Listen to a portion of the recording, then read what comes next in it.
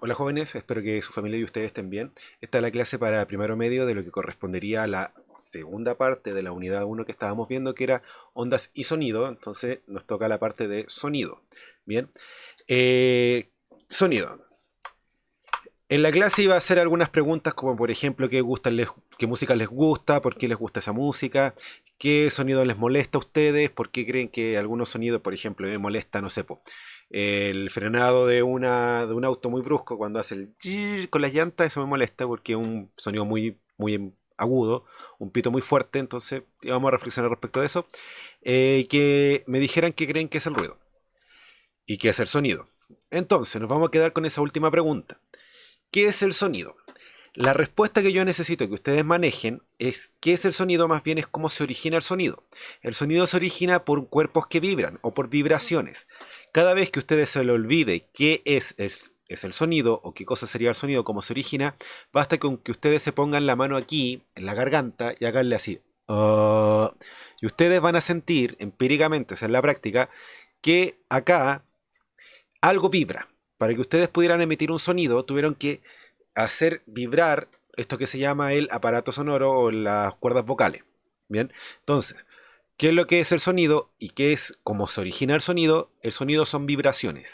Bien, aquí le iba a hacer una pregunta filosófica que íbamos a discutir en la clase. Si un árbol cae en un bosque solitario y nadie lo escucha, al caer el árbol suena. Se supone que esto es una pregunta filosófica de que en términos filosóficos, la realidad es lo que alguien lo interpreta. Pero, en estricto rigor, si yo doy una respuesta científica desde la paradigma de la física, el árbol sí suena. Porque el árbol al caer va a generar vibraciones, tanto en el aire como en el lugar donde va a impactar. Y eso genera vibración y por lo tanto, por definición, si hay vibraciones, hay sonido. Otra, ¿qué sonido hace una mano al moverse? Aquí yo no estoy hablando, por ejemplo, de esto, sino que de una mano, una sola mano al moverse. Quizás me puedan decir que esto no genera ningún sonido, y la verdad es que sí genera sonido. Si ustedes hacen esto fuerte, cerca de su oído, van a escuchar una pequeña vibración. Bien, y recuerden, que la vibración no sea audible no significa que no haya sonido. La definición de sonido se entiende como vibraciones. Si hay vibración, quiere decir que hay sonido. Por lo tanto, y me voy a quedar con esa última reflexión, quizás esa vibración no sea audible. Entonces, no sé si ustedes han escuchado o han pensado de que los perros son buenos para predecir terremotos. ¿Y por qué será eso? Bien, esto quiero que ustedes lo lean en la casa. Es un texto con un dato freak, así que lo van a leer ustedes. Yo lo voy a pasar por un momento. Voy a quedarme con lo que son las características del sonido.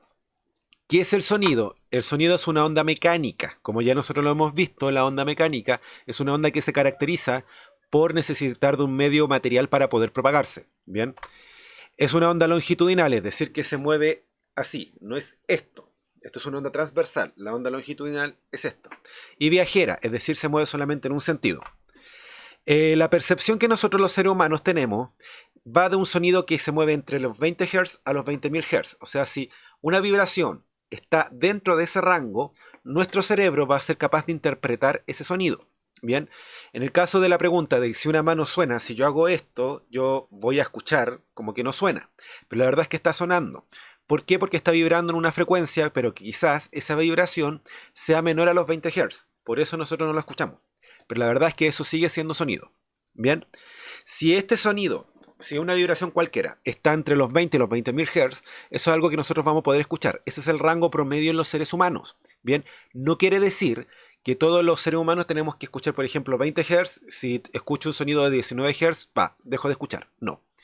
Esto es un rango promedio y hay algunas personas que tienen como el oído más sensible y son capaces de escuchar sonidos más bajos. Eh, lo que sí es importante que ustedes tienen que saber es que ese rango de los 20 a los 20.000 Hz, con la edad, naturalmente se va acotando y se va disminuyendo. ¿Por qué? Porque lo que tenemos en el oído hay algo que se llama tímpano. Y el tímpano es un músculo elástico y con la edad ese músculo elástico va cediendo. Por lo cual necesito emitir ondas sonoras más fuertes o también que estén fuera, un poquito más arriba del rango, para poder generar esa vibración dentro del tímpano. Bien, este proceso, querámoslo o no querámoslo, es natural. O sea, todo nos va a pasar con la edad de que ese rango se va a empezar a agotar porque es normal de que el tímpano se vaya gastando con la edad. Lo que sí, ese proceso natural se puede acelerar. ¿Y cómo se acelera? Con los famosos audífonos, que si uno lo escucha los audífonos a un volumen muy muy alto, uno acelera el proceso de desgaste del tímpano. Bien, hasta hace un tiempo atrás ese proceso era irreversible. Hoy en día es reversible, pero la verdad es que es bien carito hacerlo reversible. Entonces, voy a mostrar un simulador que ejemplifica el sonido como una onda mecánica, pero que se pueda ver. Acá tenemos una bocina que se supone que está dentro de una caja, y esta caja, aquí hay un dinamómetro que marca la presión del aire, es decir, una atmósfera, tenemos una cantidad de aire de lo que normalmente en la vida diaria nosotros podemos experimentar. Y está dentro de esta caja que desde aquí lo que vamos a hacer es que se puede quitar el aire que hay dentro de esta caja. Cuando yo apriete audio permitido, lo que va a pasar es que vamos a escuchar lo que esta persona está escuchando. Bien, entonces, en este momento, esta persona está escuchando una bocina. Si yo le quito el aire a la caja, ustedes se van a dar cuenta de lo siguiente.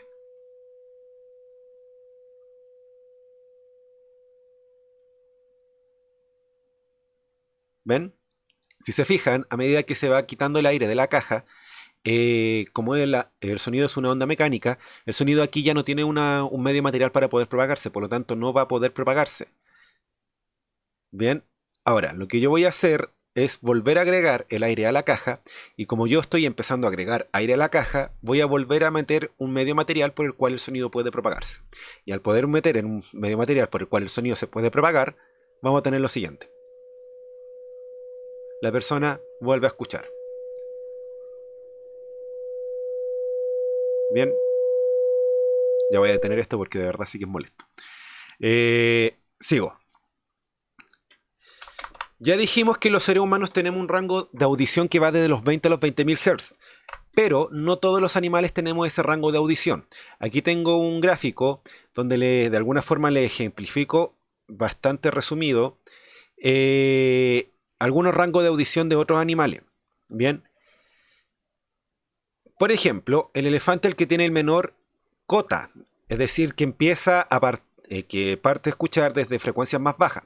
Si ustedes se fijan, los gatos y los perros son capaces de escuchar hasta los 40.000 Hz. Bien, de ahí viene el famoso dicho de que los perros y los perros y los gatos son capaces de predecir terremotos. ¿Por qué? Porque muchas veces las vibraciones de la Tierra, cuando viene algún sismo, son vibraciones que son más allá de los 20.000 Hz. No me acuerdo cuánto es, pero sé que está alrededor de los 30.000 y algo. Y los 30.000 y algo es un rango sonoro que los perros y los gatos pueden escuchar. Bien, entonces ellos pueden como predecir los terremotos porque tienen un rango de audición que es más o mejor que nosotros, su oído es mucho mejor. En cuanto a los murciélagos y los delfines, llegan a niveles de frecuencia más alta. Estos llegan casi hasta los 160.000 Hz de frecuencia. Bien, sus oídos son mucho más sensibles. En general, todos los animales que son por ejemplo, de vida nocturna, como no pueden contar, como estamos en vida nocturna, no hay tanta luz del día, por lo cual ellos no dependen tanto del sentido de la visión, sino que dependen más del sentido de la audición. Bien, la guía que yo les mandé, les voy a poner otro gráfico, que es uno de esos gráficos es este. Bien, entonces, en función de la información que ustedes van a poder extraer a partir de este gráfico, tienen que ir respondiendo algunas preguntas. Bien, una de las cosas que yo quiero que tengan muy claro: rango de audición hace referencia a toda la barrita. Bien, por ejemplo, los grillos y el hombre, o sea, el ser humano, somos los animales que menor rango de audición tenemos. De hecho, en cuanto a audición, somos muy limitados nosotros los seres humanos. Los animales evolutivamente se han desarrollado para tener mejor rango de audición. Bien, sus oídos son mucho más sensibles. Otra cosa, las cotas o los mínimos y los máximos se refiere punto inicial y punto final. Por ejemplo, la cota mayor, el animal que tiene la cota mayor es el delfín. ¿Por qué? Porque es el que llega más lejos, la barrita es el que llega a un número mayor. Y el que tenga la cota menor, por ejemplo, son los humanos, los grillos, delfines, etcétera, etcétera, porque su línea empieza más abajo. Bien. Sigo. Características del sonido. el sonido tiene diferentes características. Una que se llama el tono o la altura. El tono o la altura es lo que nosotros vamos a entender, por ejemplo, como grave o agudo. Un sonido que es grave es un sonido que tiene baja frecuencia. Y un sonido que es agudo es un sonido que tiene alta frecuencia. Bien, nosotros los seres humanos tenemos una forma de clasificar los tonos de voz para hombre y mujer. Por ejemplo, los tonos más graves para el hombre se le llaman tenor y para la mujer se llama soprano. Y los tonos más agudos, en el caso del hombre se le llama bajo y en el caso de la mujer se llama contralto. Este link que está acá de YouTube, les puse un link que es de una ópera que es el Brindis de la Traviata. Bien, ahí van a ver hombres y mujeres cantando que van a ser los mejores ejemplos de hombre que es tenor y mujer que es soprano. Para ejemplificar un poco mejor, voy a volver a recurrir a este simulador. Bien, aquí voy a poder manipular o cambiar los niveles de frecuencia. En este momento estamos escuchando lo que el oyente escucha. Bien, si yo bajo la frecuencia, van a darse cuenta que el tono disminuyó, se hizo más grave. Voy a hacerlo un poquito más alto.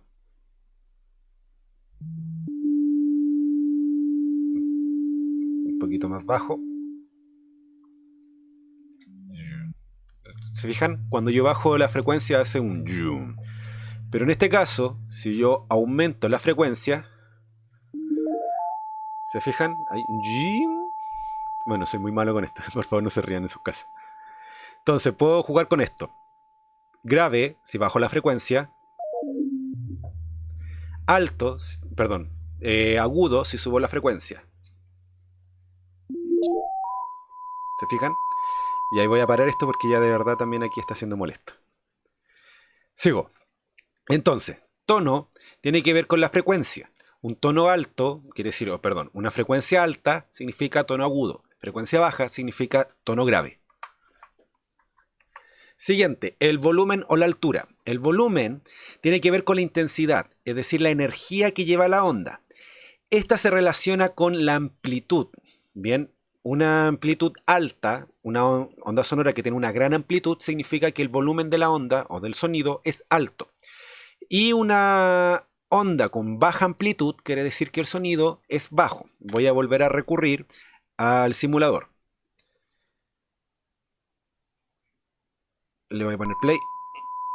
Y este caso, no me quiero romper los tímpanos, así que lo voy a poner en una frecuencia media.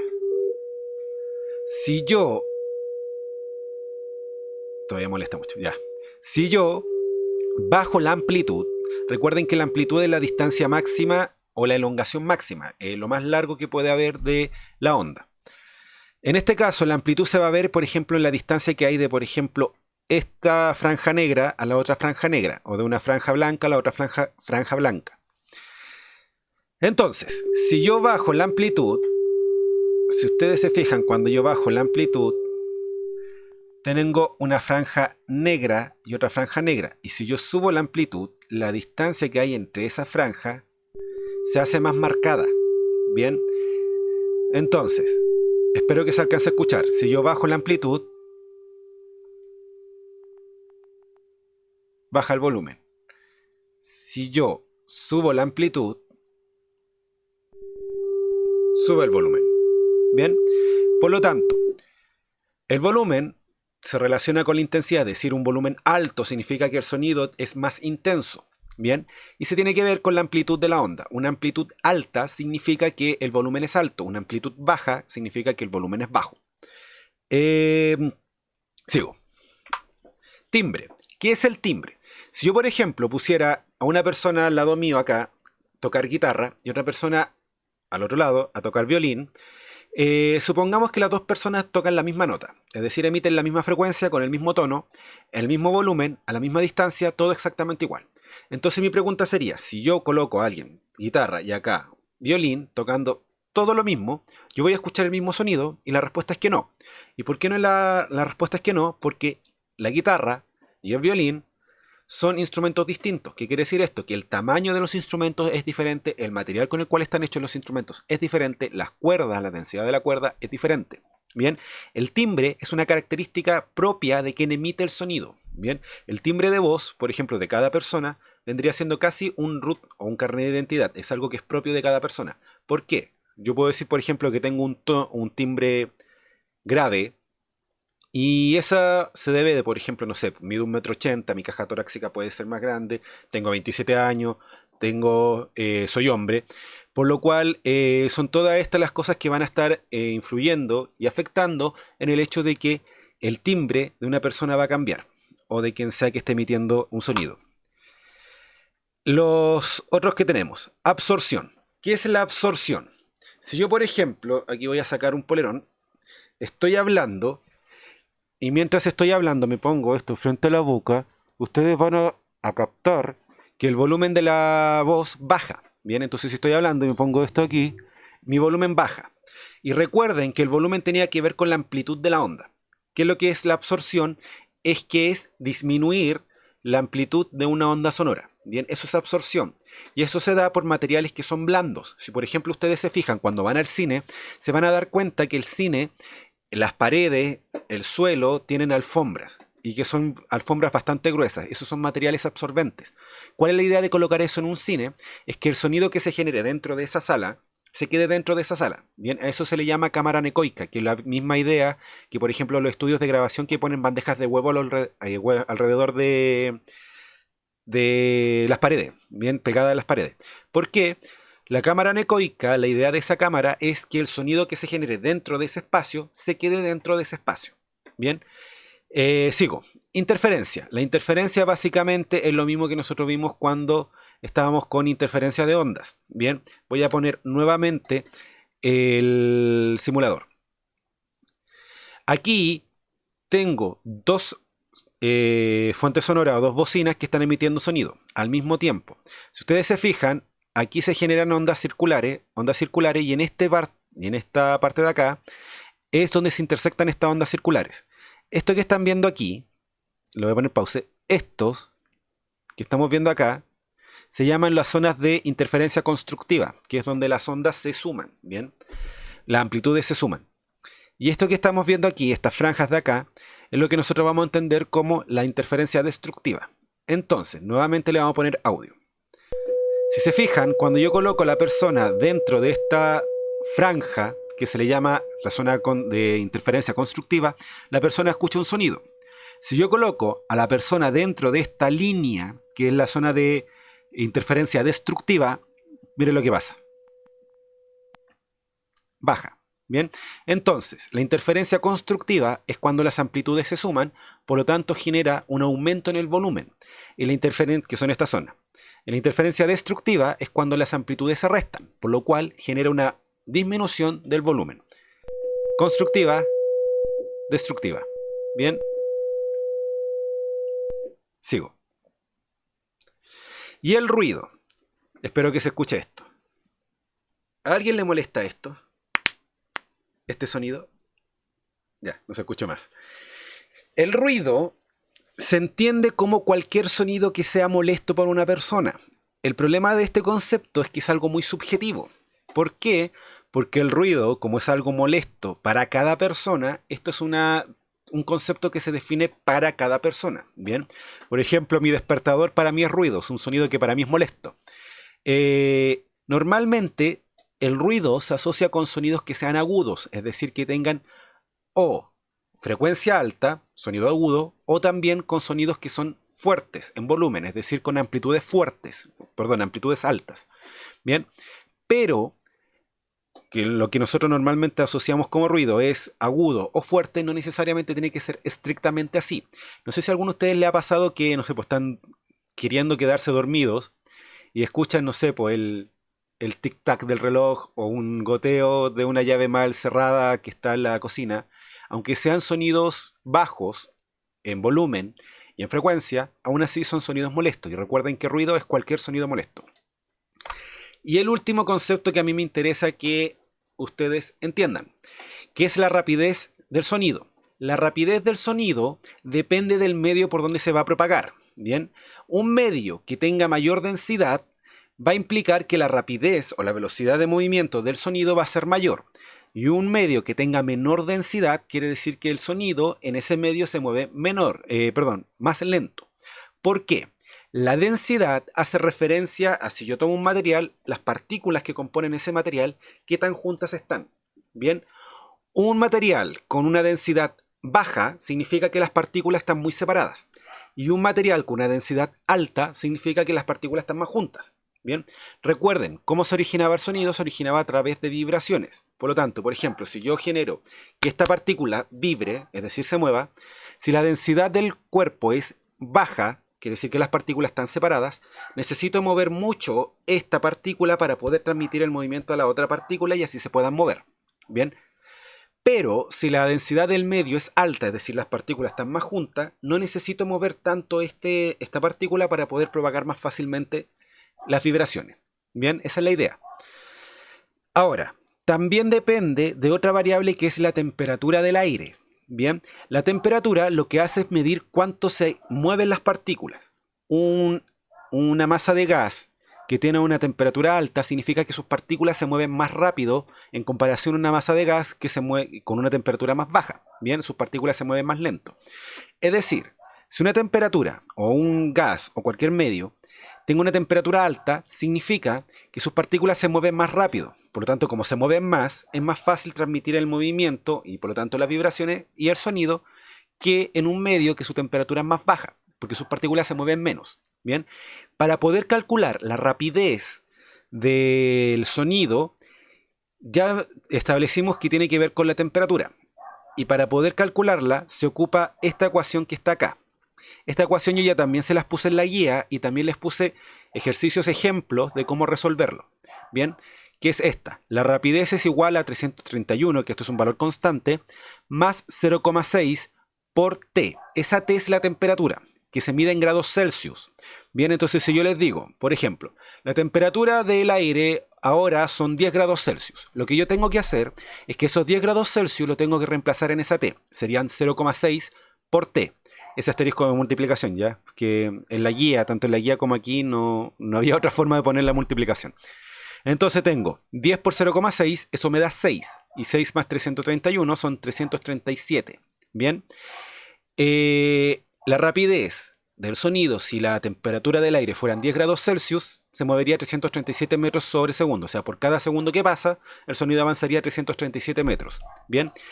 Como estándar, se toma que la temperatura del sonido en el aire son 340 metros sobre segundo. Eso es un estándar. Cuando se toma una temperatura, por ejemplo, de ambiental promedio y de presión promedio. Bien, bueno, esas son todas las características del sonido. Espero que les hayan servido. Yo ya les mandé una guía donde, aún así, hago un resumen de algunos de estos conceptos y también son ejercicios.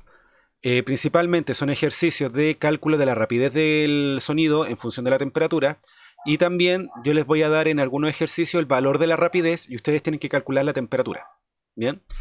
En otras, que es trabajar con dos gráficos. Uno de estos es este gráfico y hay otro gráfico que no está aquí incluido dentro de la presentación, que está en la guía, en el cual ustedes van a tener que responder preguntas a partir y en base a lo que ustedes van a ver en los gráficos. Y tienen que leer un texto que se llama biofísica, bien, que es como animales ocupan el sonido como forma de localizarse y como forma de ubicarse. Bien, cualquier duda me mandan un mensaje a través del correo. Bien, espero que estén bien, chicos, y sus familias también.